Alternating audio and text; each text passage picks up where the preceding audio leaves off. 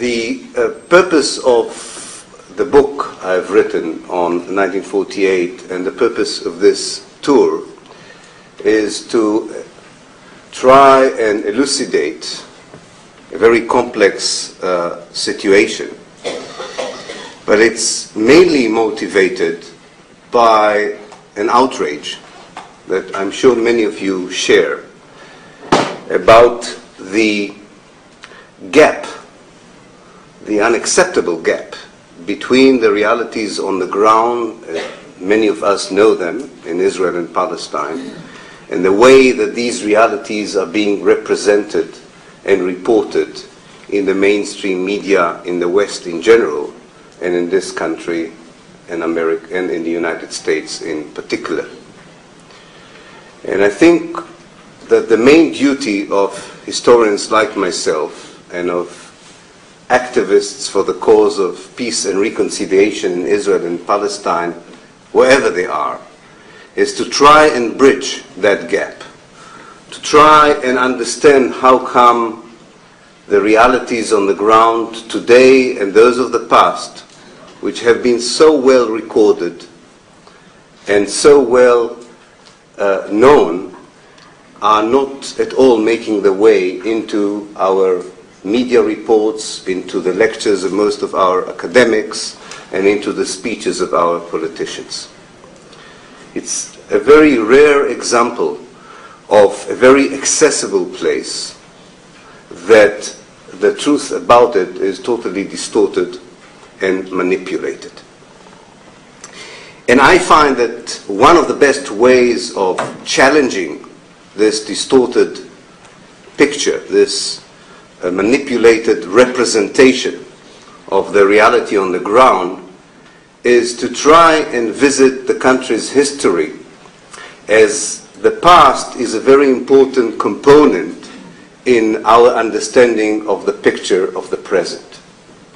And it's not and I think you can notice it, that whenever there is a reference to the situation in Israel and Palestine in the media, or by academics, or by politicians, they quite often feel the need to provide a historical narrative before they make a specific comment on a specific event in Israel or Palestine.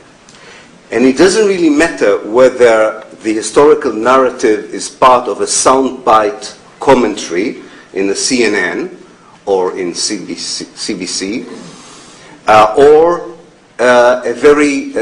or a comment that is extended into an in-depth analysis that would appear in the broadsheet media or in the articles and books of academics. Whatever the medium and whatever the form that is chosen for commenting over the situation in Israel and Palestine, the historical narrative is always an important part of it. And I do agree with this inclination. I do think that if for whatever reason we are interested in Israel and Palestine, we should consult the past. When we want to comment on what goes on today, or whether we want to propose a vision for the future, we should relate it and connect it to what happened in the past. In this respect, I think that I understand where this tendency comes from. However, if we misrepresent the past, if we adhere to a distortive narrative, if we do not know the facts, and if we fabricate them, then our understanding and analysis of the present, and far more important, our suggestions for a future solution, will go awry, will not be in the right direction. And I think that a very good explanation for the colossal failure of the peace process from 1948, and especially from 1967 until today, is connected directly to this misrepresentation of the past. Since I am a professor of history, and since you are seated in rows, and as my wife would testify, there's very little else I know how to do as the electric bulbs in my house and all the other things that needs fixing would testify to, I will turn you, against your will, I think, into students of history for less than an hour, and take you back in a journey into the past, and I will stop in stations which I think are highly significant for the realities on the ground today and are very important for understanding what lies ahead of us. The Zionist movement emerged in Central and Eastern Europe at the late 19th century as a response to two very noble, I think, objectives, or as a response to two impulses, which in my mind are noble and understandable. One impulse was to look for individual and collective security for the Jewish communities who lived for centuries in Eastern and Central Europe. There was a wish to end a long history of oppression, of discrimination, and especially of being an oppressed minority where the community could not safeguard the individual against the wrath and the antagonism of the environment around it. The other impulse that informed the Zionist movement in its very early stages was the wish to redefine Judaism as a national movement. Again, it's a very understandable human impulse given the history of nationalism in Europe. This was not an exceptional case. All around Europe throughout the 19th century, in what is called the Spring of Nations, various ethnic, cultural, and religious groups thought that they could promise themselves a much better future if they redefined themselves in national terms. And the Jews were not different. In fact, there was a craving for normality in the wish to define Judaism as nationalism. This was not, Zionism was not the only response to these two, or especially to the first impulse, that is the impulse for security and the wish to get out of a long history of oppression. Some Jews thought that the best way out of the predicament of being a Jew in Eastern and Central Europe was to join international revolutionary ideas such as communism and socialism. Others decided that the best thing to do is to emigrate. This is when so many Jews came to the shores of this continent and thought that they would build a better new life here and leave behind them that kind of reality that they felt insecure in it. However, the moment the Zionist movement, or the leaders of the early Zionist movement, decided that the only place where they could satisfy the two impulses, the impulse for security and the impulse for self-determination, the moment they decided that the only space to do it is the land of Palestine, the Zionist movement became a colonialist project. And I think this is the first station in the history of the place that has to be revisited and which has relevance to the contemporary situation and to the future developments.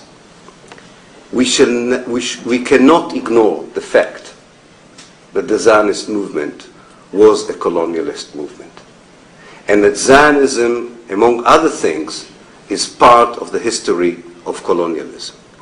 This is a fact that is totally ignored by anyone who was involved in the peace process ever since 1948 and until today.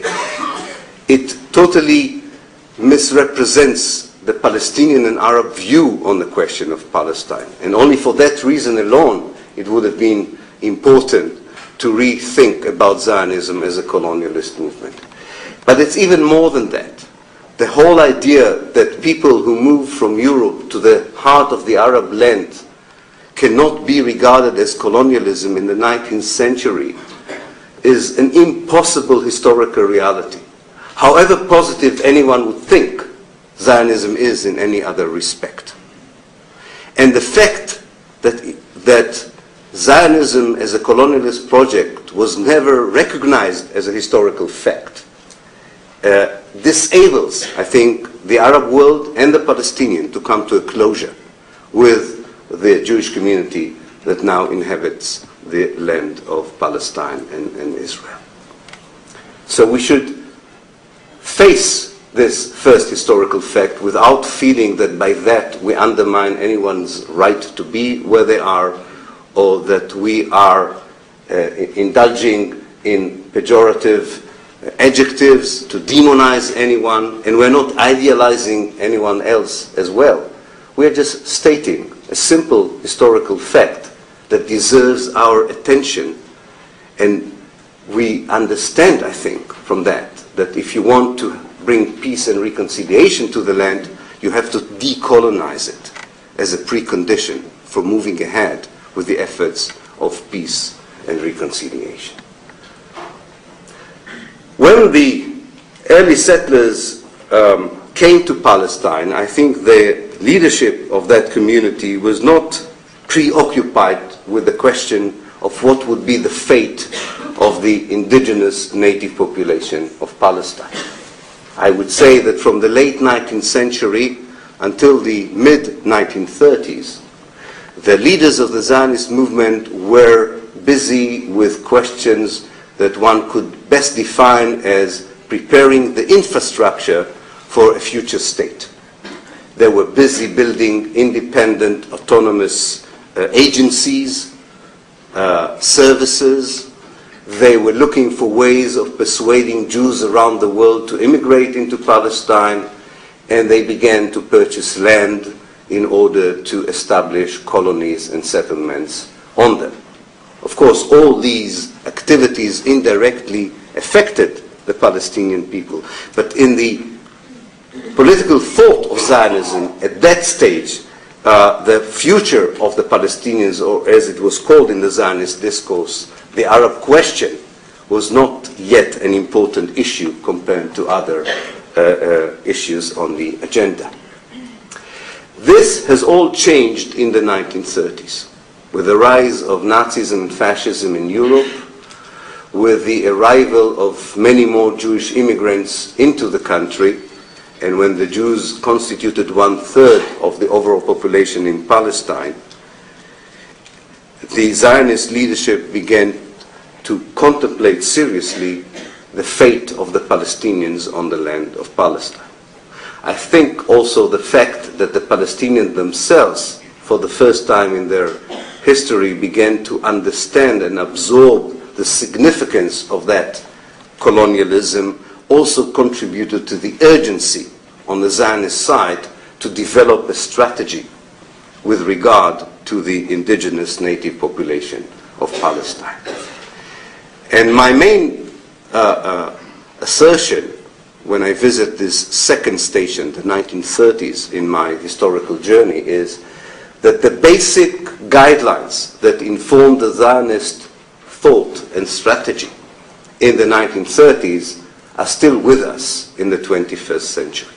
Not much has changed in the basic Zionist and later on Israeli thinking about the role and future of the Palestinians who lived for centuries on the land of Palestine before the arrival of the first Jewish settlers. The Zionist leadership developed a two-dimensional vision about the question of Palestine. One dealt with the issue of space and geography, and the other one dealt with the issue of demography or population.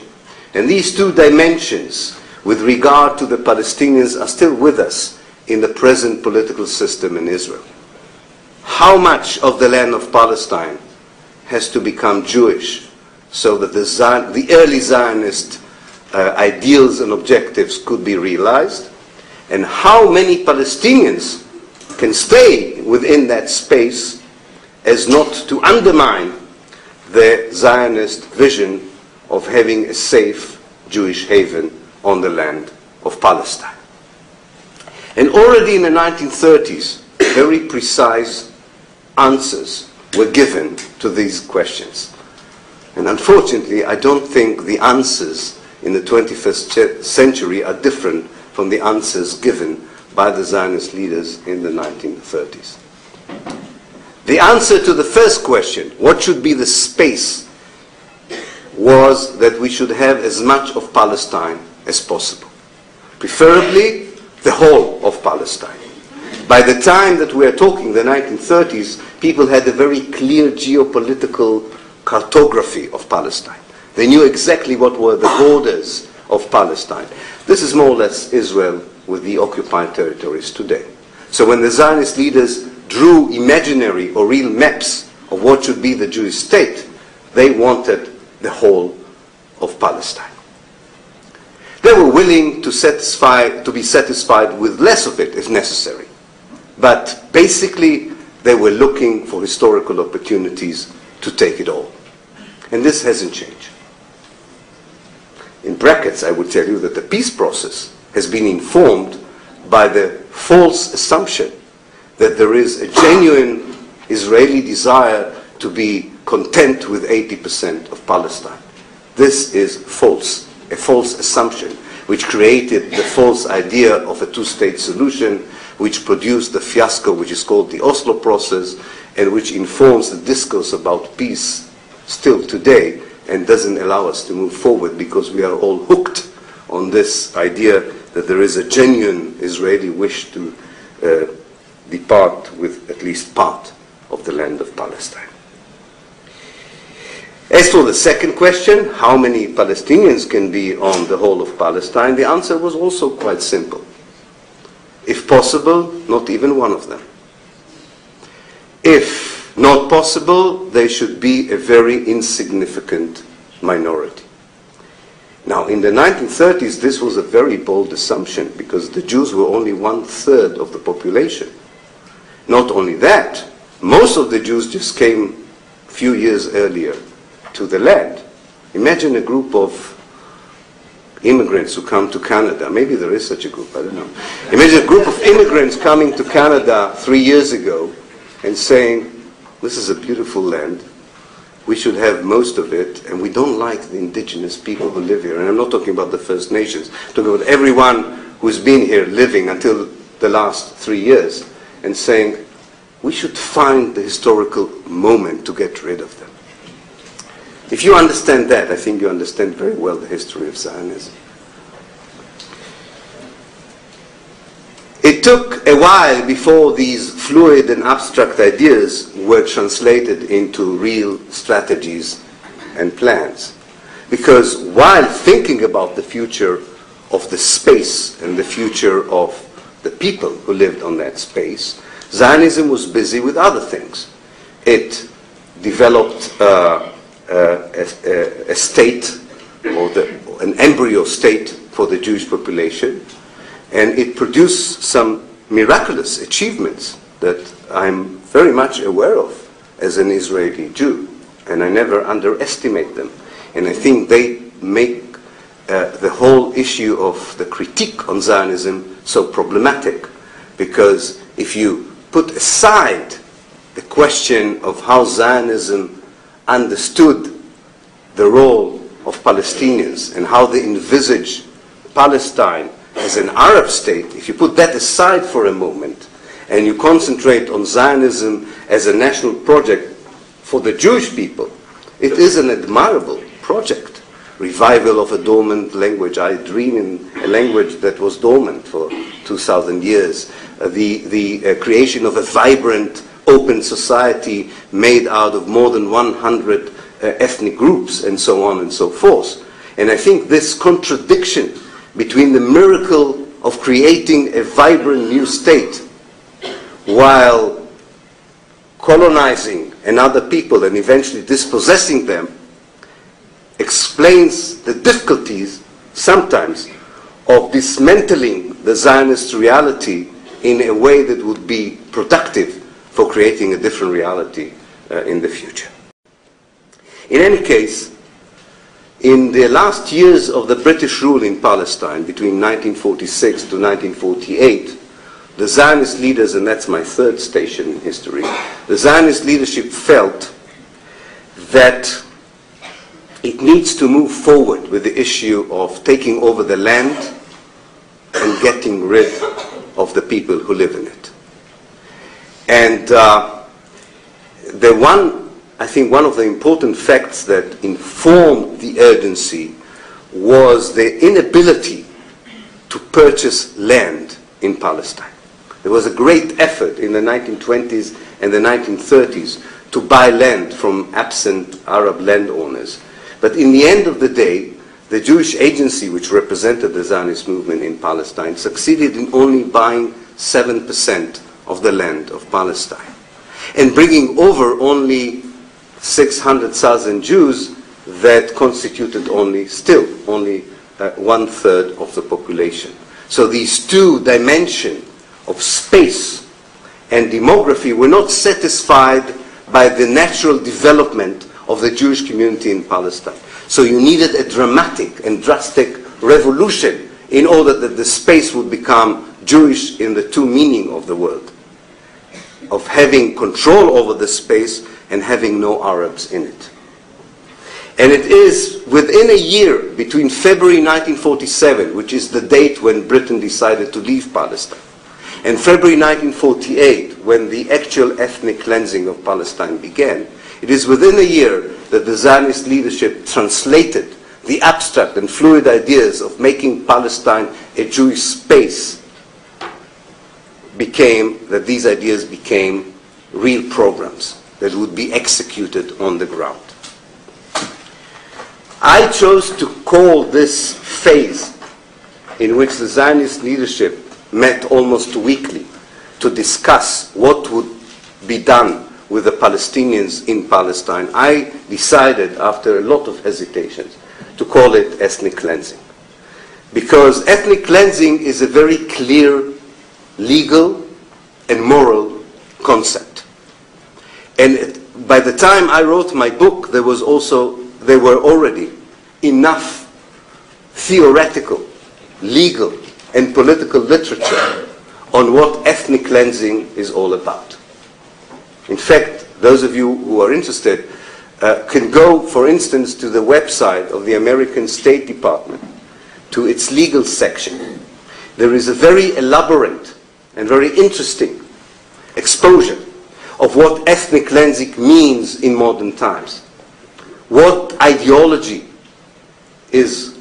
could justifiably called an ethnic cleansing ideology? What policy could be defined as an ethnic cleansing policy? And what I did, I actually decided to focus on this American definition and compare the evidence I had from Palestine against that model. And it fitted like a hand to a glove. The early thinking about it, the early strategies, and eventually the actual implementation of the plan. Ethnic cleansing is an ideology that is being implemented in a place where there are two ethnic groups, and one group wishes the disappearance of another group and decides that every means in its disposal is legitimate for achieving that role.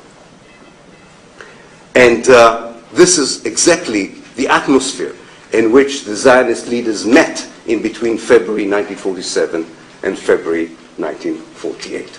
They eventually decided, actually on the 10th of March 1948, that the time has come, before it would be too late, to begin and execute the plan on the ground.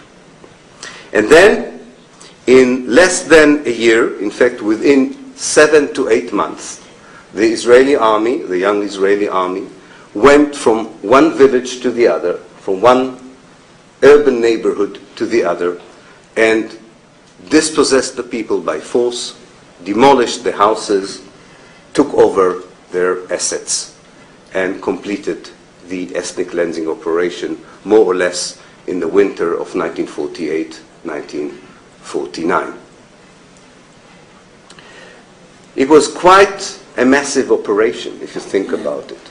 Not only in absolute terms, because Palestine was and still is a small place compared to many other places in the world, but rather in relative terms. I think if you think about it in relative terms, you can understand the magnitude of the crime that Israel committed against the Palestinian people in 1947, 1948. Imagine any other country in the world in which half of that country's population would be expelled by force within 7 or 8 months. And this is 3 years after the Holocaust. This is 3 years into the history of a Western civilization that seems to be much more sensitive than ever before to injustices in the name of colonialism and in the name of democracy or liberalism. Within that atmosphere, the Israelis managed to expel by force half of a country's population. Imagine any other country in the world in which within 7 months, half of that country's villages would be destroyed. And half of that country's towns would be demolished. Not to mention the, if you want, the quote-unquote more minor aspects of ethnic cleansing that accompany usually that act of destruction. The dispossession of people's property and land, the seizure of their real assets and their cultural assets. For me, and there's something I haven't written about in the book, it was too powerful for me, so I decided not to insert it into the book. But one of the most astonishing aspects of this pillage that followed the destruction was a delegation of professors from the Hebrew University that went from one house to the other to collect Arabic books for the Orientalist library of the Hebrew University. For me, as someone whose parents come from Germany, the picture, of course, is of the piles of books burned by the Germans. Now, of course, here, as one professor told me afterwards, what do you want? We didn't burn the books, we wanted to salvage them. And I think he believes it.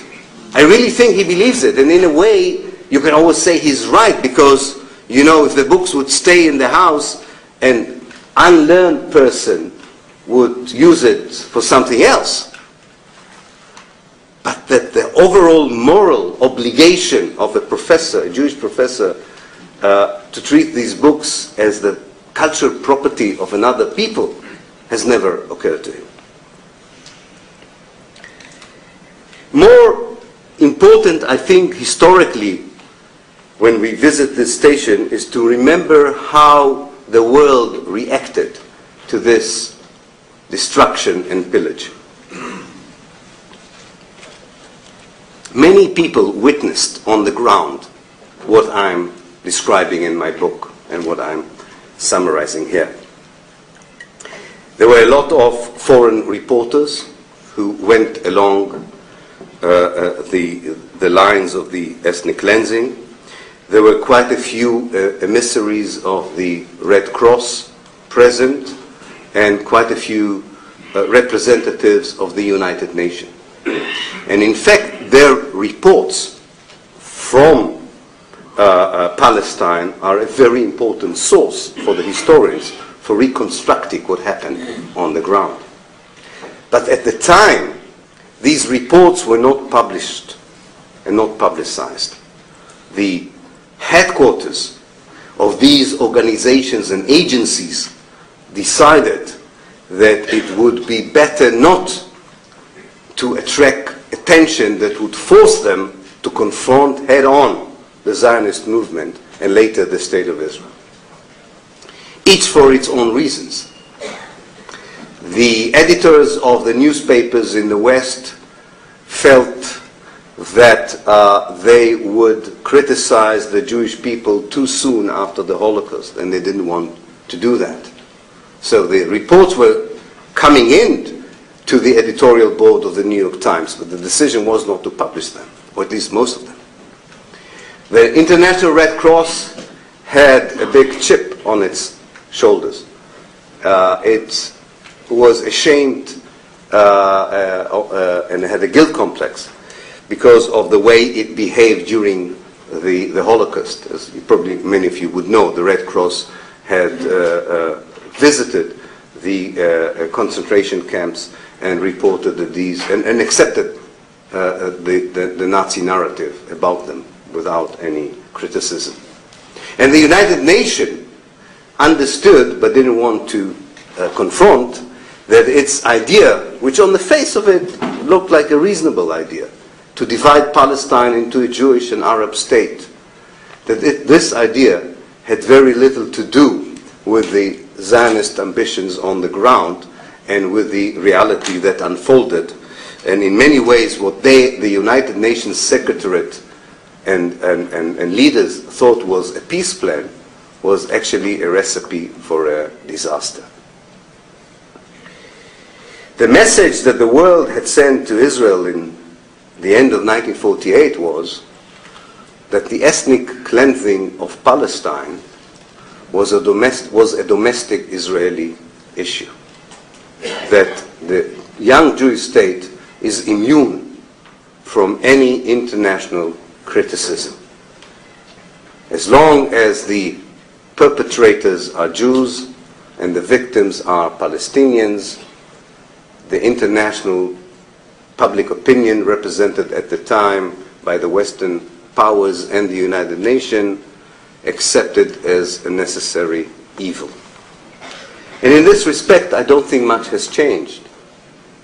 If you would apply international criteria of humanity, human rights, and civil rights to the behavior of Israel in the occupied territories, most decent people around the world would find themselves at the forefront of demonstrations and actions against the state of Israel. But the same people who would go and demonstrate against the Chinese policy in Tibet or the Sudanese policy in Darfur, who in the past were among the pioneers in the movements for civil rights in the United States or against the war in Vietnam or the Pinochet regime in Chile, all these good people employing all these noble criteria of protesting against injustice are not to be found when it comes to examining and reacting to the realities on the ground in Israel and Palestine. It's a kind of a conspiracy of silence that developed in 1948, and I think most of us find it very difficult to liberate ourselves from that conspiracy of silence.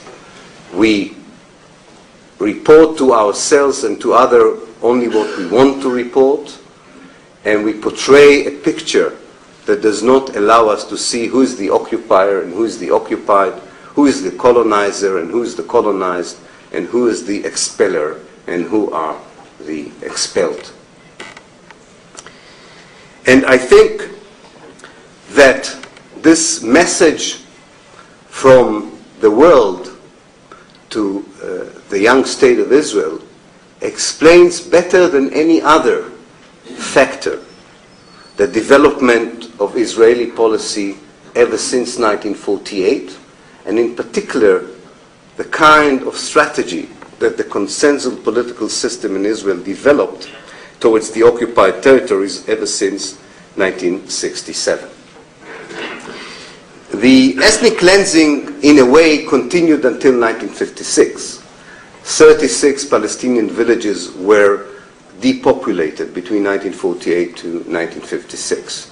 Then there was a lull, in a way, caused mainly by the shock in Israel from what was called the Kfar Qasim massacre, where Palestinian citizens inside Israel were massacred by the Israeli border police, and this led at least some members of the political elite to ask for a lull in both the dispossession of the Palestinians inside Israel, and there was a short-lived search for another policy, but we didn't last for long. And then came 1967. Now, if you remember the two basic dimensions of Zionist strategy towards the issue of Palestine and the Palestinians, you can understand how problematic and both exciting, the new reality of 1967 was for the consensual Israeli political system, or elite. I'm working now on a new book that looks at the Israeli debates in the early years of the occupation, especially the governmental debates, which are quite accessible to the historians nowadays. And it's an intriguing history, an intriguing chapter in the kind of history that I'm trying to reconstruct and recap for you tonight. The Israeli government between 1967 and 1968 was a unique government. It was a unity government that represented almost every faction in the Zionist political spectrum, from Menachem Begin in the right to Mapam in the left. We never had afterwards such a representative government of the basic Zionist ideologies, with all their innuendos and divergence of opinions. And these politicians were faced with the dilemma that the 1967 war produced. Regardless of what we think are the causes of the war, this is a topic for another lecture. I'm much more interested of how they dealt with the realities that the war produced, which is far more relevant, I think, to what goes on today. On the one hand, if you take the dimension of space or geography, this was a jubilant historical moment. For the first time, 100% of the land was in the hands of the Jewish people, as they would put it, or in the hands of Israel. It was much better than 1948, as many of the Israeli military men who participated as high officers or senior officers in 1948 commented in 1967, this was a rectification of the mistake of 1948. Finally, we found the historical moment to compensate for the mistake we had done in 1948. The reason, by the way, that Israel did not occupy the West Bank in 1948 was not that it didn't have the military ability to do it. They had a prior agreement with Transjordan that in return for the annexation of the West Bank to Jordan, the Jordanian army would confine its operations in the 48 war to the area of Jerusalem, which they kept. They kept that promise. But there was a feeling among many Israeli politicians that this mistake was corrected in 1967. However, on the other dimension, the dimension of demography and population, there was a problem. Yes, there is 100% of the land, but after getting rid of 1 million Palestinians, we now incorporated another 2 million. What can we do with that? That's an impossible reality. The war was very short. It was 6 days, as you know. And although the Israelis did expel a large number of Palestinians from the West Bank during the war, about 150,000 to 200,000, which became the new Palestinian refugees, the vast majorities of the Palestinians were still there when hostilities came to an end, and were now Israel's problem, so to speak. And the debate, as well as the decisions that were taken by the Israeli government between 1967 and 1968, illuminate, I think, for us, the result of the world's silence, or what I call the conspiracy of silence of 1948, how it impacted the Israeli thinking in 1967. The Israeli government took 3 major decisions in 1967 that are with us still today. The first decision was that they cannot repeat what they had done in 1948. Not that there were members of the cabinet that actually offered, despite the fact that the war was over, to do what had been done in 1948, namely systematically expel the Palestinians from the Gaza Strip and the West Bank. But the vast majority of the ministers said, you know, it's a different world, we cannot do it. What they did decide, by the way, but did not implement, was to move most of the people in Gaza to the West Bank. They thought that would be a more manageable society to control, but they didn't find the resources later on to implement it. The second decision was that the West Bank, and to a lesser extent the Gaza Strip, but mainly the West Bank, was part of Israel. The question was, how can we keep the West Bank without keeping the West Bankers in it, given the fact that we are not going to expel them? This was a real dilemma, and they had a very serious discussion about it. And two figures, in many ways from the 1948 generation, dominated the scene or gave the answer to the more confused politicians of how to do that. These were Moshe Dayan and Yigal Allon. They said, if we will keep remembering two things, they said. One is that there is no hurry, that we can keep the land and the people without making any major decisions about their fate. What we have to do is manage their life through a military regime, as we did to the Palestinians in Israel until 1966.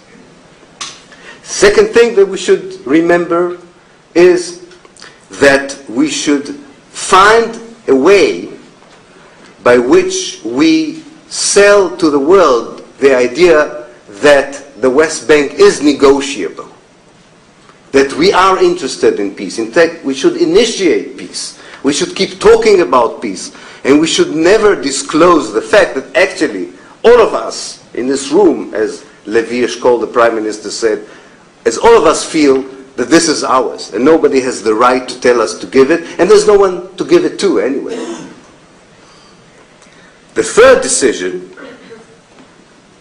was to run the affairs of the Palestinians until that moment that a more decisive resolution would be taken, as something that I think I would call correctly, although it doesn't, I'm not using a term that they were using, but this is my understanding as an historian. They would run the place as a mega prison with two models in mind. One is the mega open prison, and one is the mega highly secured prison. The mega open prison is a prison where the Palestinians have a lot of privileges and rights, as long as they don't challenge the basic Israeli control of the place. They can run their own life, they can run their municipalities, they can decide themselves what kind of a school system they want. If you want, domestic affairs can be totally in their hands, but they have no right whatsoever in determining their political future. Definitely they have no say in questions of security and of foreign affairs. If they would accept this model, then their autonomy would be quite extensive. And this form of generosity repeated itself in various stations from 1967 until today. The last generous Israeli offer of that kind was given to Yasser Arafat in the summer of 2000. The idea that the Palestinians can almost run the place as a state, almost as a state, provided they would secure in the hands of Israel their political future, their military future, and they would accept that the Jordan River is actually the border of Israel, the natural border of Israel. The other model of the prison is that should the Palestinian resist this idea, the open prison would turn into a highly secured prison, where the wardens would be allowed to use collective punitive disciplinary measures to keep them in place. And this cruel and callous formula, as you know, developed year by year.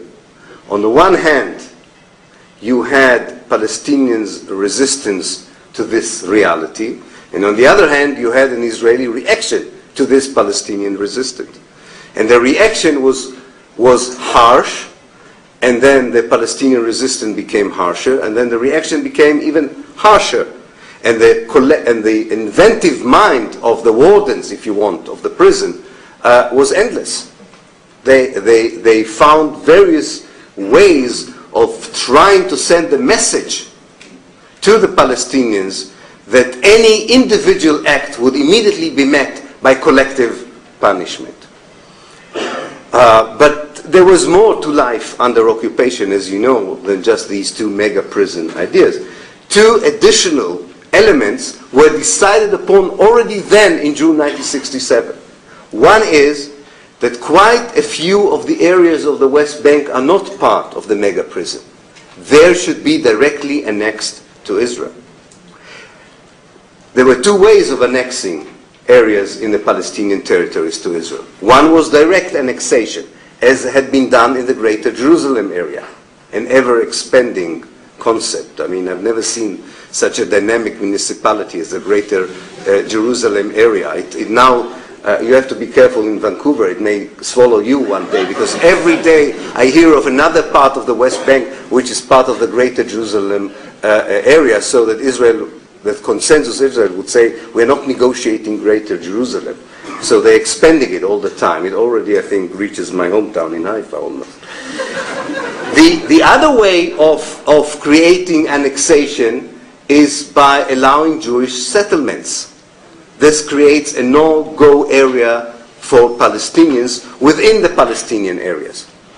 Imagine a big prison, and then part of the prison are taken by the wardens, and the prisoners are not allowed to go into it, because that's an ex-territory that belongs to someone else. And what I'm trying to impress upon you, that these were decisions taken already in 1967. So the whole charade of an Israeli society tormented between a group of people that want to give back the West Bank and the Gaza Strip to the Palestinians and allow them to create an independent state, and a group of annexationist Israelis who do not wish to have any peace with the Palestinians, is a fable, is a fabricated narrative. There isn't a genuine debate in Israel about Palestinian nationhood or independence or self-determination. There isn't. There is only a tactical debate on two issues.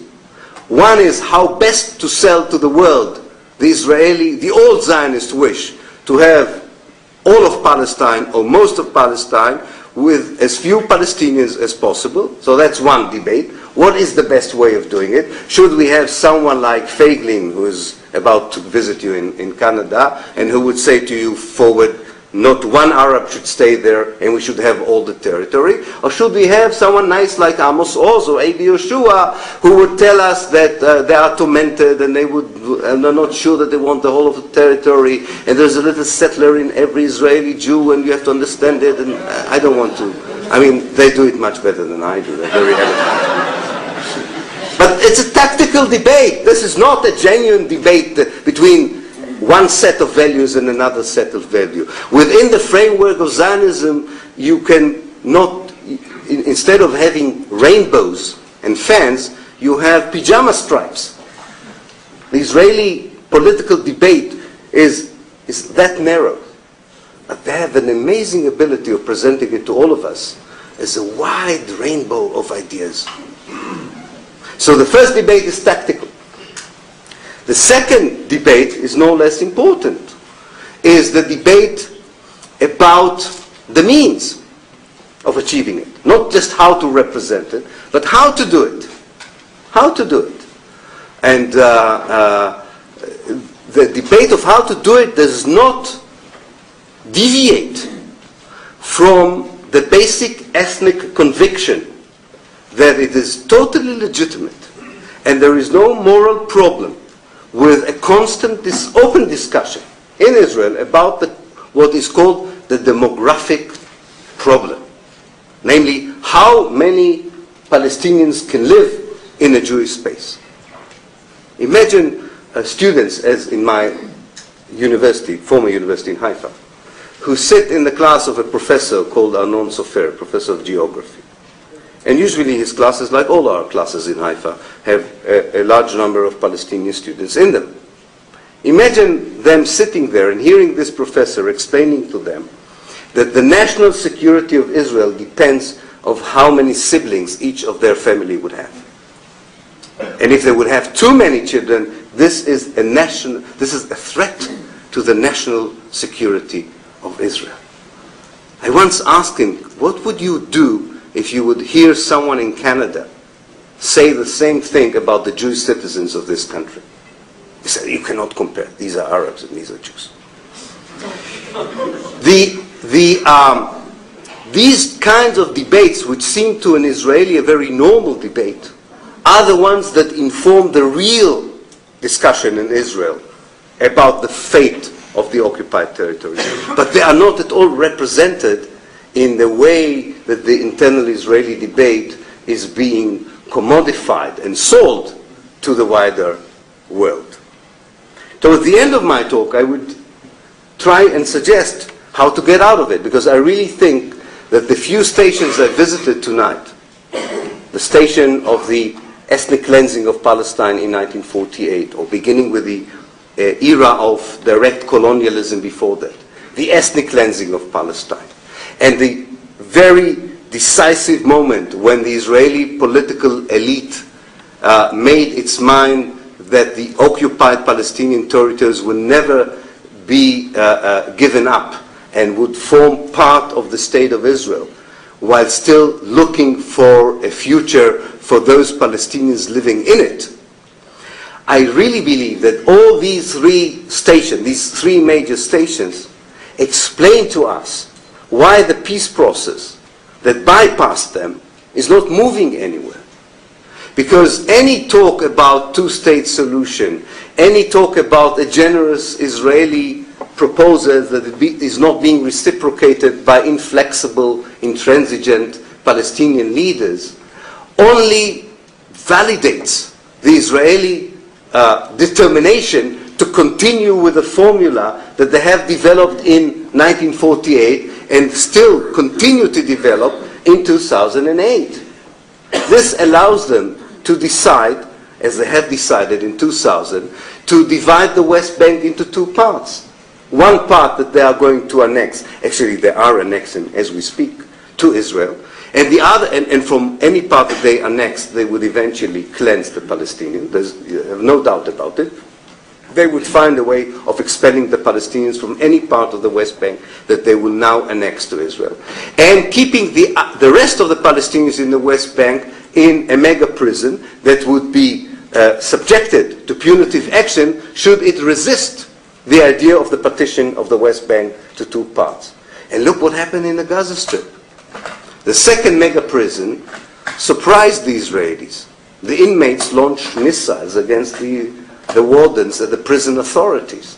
This is something the Israelis cannot tolerate. And therefore the punitive action there are much harsher and more callous than they are in the West Bank. They decided to react to any launch of missiles or any reaction that comes from the Gaza Strip with F-16s and tanks. So it translates, if you accumulate it, it translates into massive killing policy, into genocidal policies. Not because the Israelis want to genocide Palestinians, but because the model that they have built of a mega prison didn't have this dynamic of the prison rebelling as a whole, or having a leadership that says, no way, we don't accept it. You cannot tell the world that because you've taken the settlers out and you have encircled us and you starve us and you strangulate us, you cannot tell us that this is peace. And you were great people, you disengaged, you withdrew, you made the first step towards peace, to the point that Ariel Sharon was considered seriously as a candidate for Nobel Prize in Oslo. You can feel how it would drive mad anyone in Gaza that this would be celebrated as a peaceful Israel. I mean, I remember the demonstration in Tel Aviv of Peace Now, calling on Sharon to complete the disengagement from Gaza, as if a new era of peace began. Whereas everyone with his eyes in his head understood that Sharon realized that you cannot keep the warden within the prison community, you have to take them out. Otherwise they would be in danger for their life. That's the only thing Sharon did in Gaza. But the PR machinery, of course, celebrated it as another thing. And the result is, of course, that since the people who rebel in Gaza also have beards and look very much like Muslims, that the Israelis even feel that they have even more of a free license to use the most evil kind of, and lethal, not evil, I'm sorry, the most lethal weapons in their arsenal in order to quell the rebellion as they would see it. This is where we are today. This is the reality. It's not the reality of peace. And I think that the way out of it, the way of integrating the historical narrative into the political action of the future, and with this I would come to a close here, to closure, is that it's not enough to disseminate the kind of narrative I'm trying to present to you tonight, and challenge the narrative which is hegemonic in the media, in the academia, and in the political system. Of course, this is part of the story. We have to make sure that people know that story. But I think far more important than that, in order to make this narrative stick, in order to include this narrative in the political analysis of the contemporary reality, is to try and convince people to change the dictionary. We are all recipients of the big Israeli laundrette of words. They are masters of it. It's amazing how assassinations are targeted killings and expulsions are relocations. They have an amazing group of people that succeed in presenting the reality exactly the opposite from what it is. But we have to start using different words, different nouns, different phrases in order to get ourselves and others used to a tool of language that would help us to see the reality for what it is and not to buy anymore the false reality that is being sold to us and which creates this impossible gap of which I talked in the beginning of my lecture between the representation and the evidence on the ground. One of the first concepts or words I would like to get rid of, and I'm trying to train myself to do this, is the word conflict. There is no conflict between Israel and Palestine. There is no conflict between occupier and occupied, between colonizer and colonized, between an expeller and expelled. Conflict gives with it, or creates with it, the impression of parity, of equality. People are equally to be blamed. People are equally guilty in their violent reactions, in their lack of progress towards peace, and you start to make everything visible, also divisible. That's where the language of partition is far more beyond geography. The language of partition makes it very easy for the people who perpetrate a crime to become victims. Very much like the Austrians succeeded for so many years to portray themselves as the first victims of Nazism, whereas they were the greatest associates of the Nazis. We have to change that language of conflict. And without deteriorating into satanic demonization of anyone, just call the actions on the ground the way they are. When someone occupies, it's an occupation. And then you can explain to people what occupation means. You don't have to use conflict, doesn't explain anything about occupation. There may be a conflict in the municipality of Vancouver about the future ecological policy. But there's no, I don't know, I hope there's no occupation in Vancouver. You don't have a military sergeant who can go through the shopping mall here and destroy every shop whenever he would feel like it. This is occupation. You cannot have in Vancouver a military person going through a school and decide that it's high time to close the school because he didn't like the look on the face of a student that he passed by. This is occupation. This is not a conflict.